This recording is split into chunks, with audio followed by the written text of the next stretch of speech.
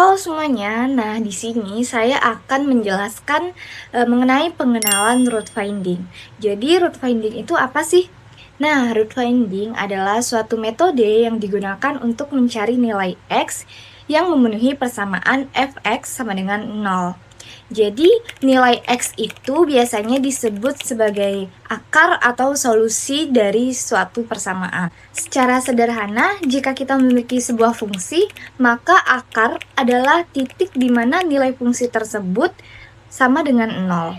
Jika dilihat secara grafik, akar merupakan titik di mana kurva fungsi memotong sumbu X. Jadi, jika grafik menyentuh atau memotong sumbu X, maka disitulah letak akar dari fungsi tersebut. Lalu, kenapa sih root finding itu penting? Nah, root finding itu penting karena membantu mencari solusi persamaan yang tidak bisa diselesaikan secara aljabar, tapi dengan pendekatan numerik yang mendekati nilai sebenarnya. Oleh karena itu, kita membutuhkan metode numerik untuk mendekati solusi tersebut. Nah, jadi pada kali ini kelompok kami akan membahas sebuah kasus, yaitu menyelesaikan contoh soal persamaan nonlinier dengan menggunakan sebuah metode, yaitu metode bisection. Nah, menggunakan metode bisection atau biasa disebut dengan metode bagi dua ini, perlu kita ketahui diperlukan 3 input awal, yaitu nilai fx atau nilai fungsi nonlinier sama dengan 0, kemudian ada nilai interval a, b, dan kemudian diberikan juga nilai toleransi atau biasa disebut dengan epsilon.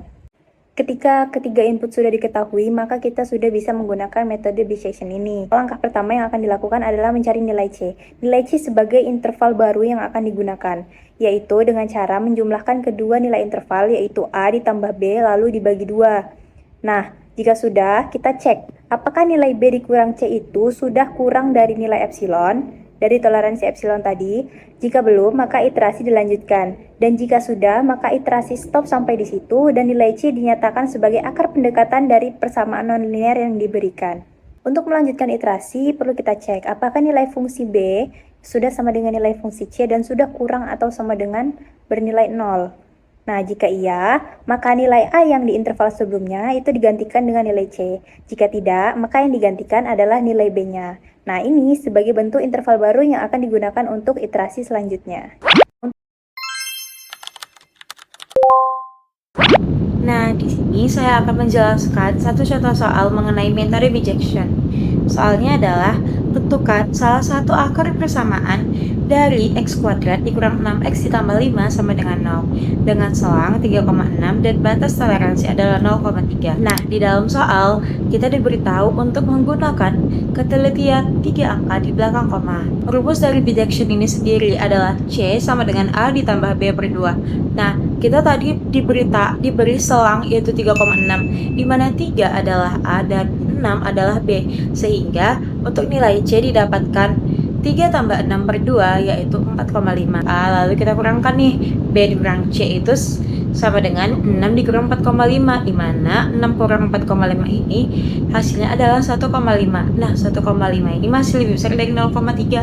Maka kita lanjut untuk ke iterasi kedua. Berdasarkan jalan yang sama, kita akan mencari terus sehingga kita mendapatkan nilai di mana pada iterasi keempat yaitu nilainya C sama dengan A ditambah B per 2 sama dengan 4,875 ditambah 5,25 per 2. Hasilnya adalah 5,063. Nah, berdasarkan 5,063 ini kita kurangkan yaitu B dikurang C, kita mendapatkan hasilnya yaitu 0,188.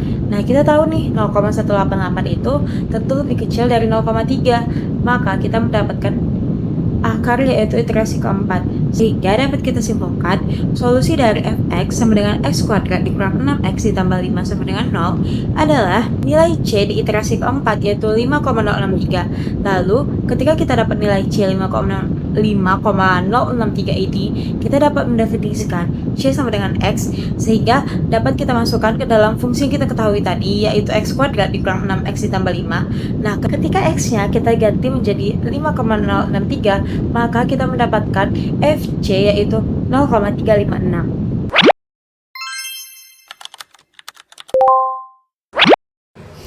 Selanjutnya, kita akan mencoba kasus lain dengan metode bisection pada Maple. Dalam program ini, kasus yang kita gunakan adalah 36x pangkat 6 dikurang 48x pangkat 4 ditambah 18x pangkat 2 dikurang 1.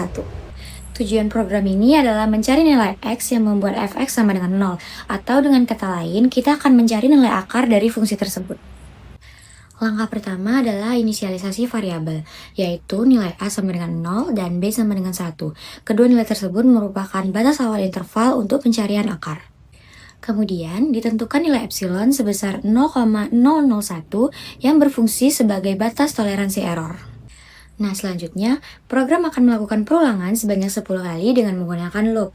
Dan pada setiap iterasi, titik tengah itu akan dicari dengan rumus C sama dengan A ditambah B per 2. Untuk apa nilai C? Nilai C ini untuk mengecek di mana posisi akar pada interval tersebut. Dari hasil tersebut terlihat bahwa interval semakin menyempit dan nilai C semakin mendekati akar yang sebenarnya. Jika nilai B dan C lebih kecil daripada epsilon, maka iterasi akan dihentikan dan nilai C dianggap sebagai akar pendekatannya. Dari hasil output program tersebut, diperoleh akar pendekatan sebesar 0,25879. Artinya, nilai tersebut merupakan solusi dari persamaan fx sama dengan 0 dengan tingkat ketelitian yang telah ditentukan.